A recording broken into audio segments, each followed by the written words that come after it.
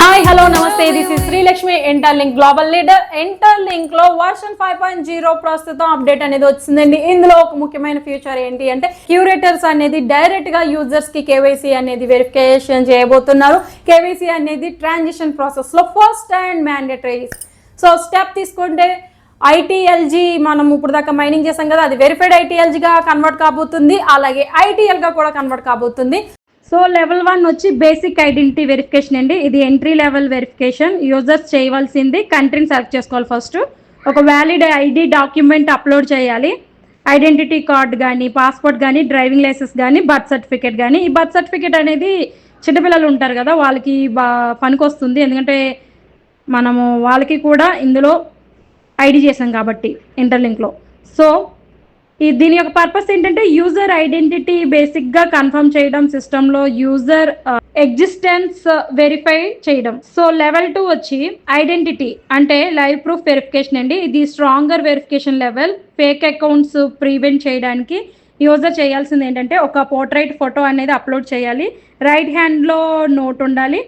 Interlink plus current data left హ్యాండ్లో ID document front side పట్టుకొని ఉండాలి. పర్పస్ ఏంటంటే యూజర్ నిజంగా ఫిజికల్లీ ప్రజెంట్ ఉన్నాడా వెరిఫై చేయడం, అప్లోడెడ్ ఐడి నిజంగా అతందేనా కాదా అని కన్ఫర్మ్ చేయడం. లెవెల్ 3 వచ్చి ఫుల్ వెరిఫికేషన్ అంటే system plus ownership proof.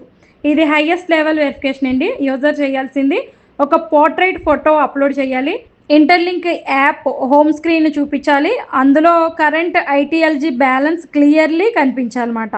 So purpose ఏంటంటే యూజర్ అకౌంట్ ఓనర్షిప్ కన్ఫర్మ్ చేయడం, యూజర్స్కి యాప్ యాక్సెస్ ఉందా వెరిఫై చేయడం, digital plus identity link establish చేయడం. సో స్టెప్ 1 వచ్చి matching. User match curators button click చేయండి. అవైలబుల్ క్యూరేటర్స్ లిస్ట్ నుండి ఒక క్యూరేటర్ని సెలెక్ట్ చేసుకొని, నేనైతే ఇండియన్ సెలెక్ట్ చేసుకున్నా.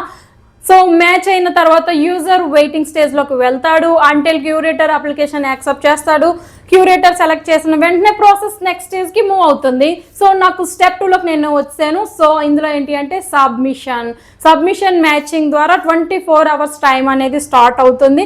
సో ఈ 24 అవర్స్లో మీరు కేవైసీ అనేది డాక్యుమెంట్ సబ్మిట్ చేయాలి. ఇలా సబ్మిట్ చేసిన తర్వాత యూజర్ తన వెరిఫికేషన్ లెవెల్ ప్రకారం రిక్వైర్డ్ డీటెయిల్స్ అప్లోడ్ చేసి సబ్మిట్ క్లిక్ చేస్తాడు అనమాట. సో నేను కూడా సబ్మిట్ చేస్తాను. సబ్మిషన్ కంప్లీట్ అయిన తర్వాత స్టేటస్ ఇన్ రివ్యూగా అప్డేట్ అవుతుంది.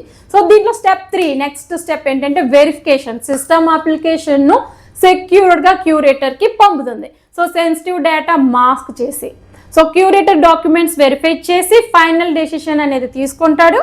యూజర్కి చివరిగా మనం పాస్డా లేదా ఫెయిల్డ్ అని స్టేటస్ వస్తుంది. ఒకవేళ ఫెయిల్ అయితే ఎందుకు రీజన్ అనేది కూడా తెలుస్తుంది అన్నమాట.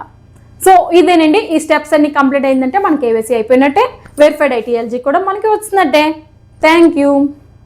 సో ఈ వీడియో కనుక మీకు నచ్చిందంటే లైక్ చేయండి, షేర్ చేయండి, సబ్స్క్రైబ్ చేసుకోండి. బెల్ ఐకాన్ మీద క్లిక్ చేయడం మాత్రం మర్చిపోవద్దు. అలా క్లిక్ చేశారు అంటే నా వీడియోస్లో నేను పెట్టే లేటెస్ట్ అప్డేట్స్ అన్నీ మీ ముందుకు తీసుకొస్తాను. Thank you so much.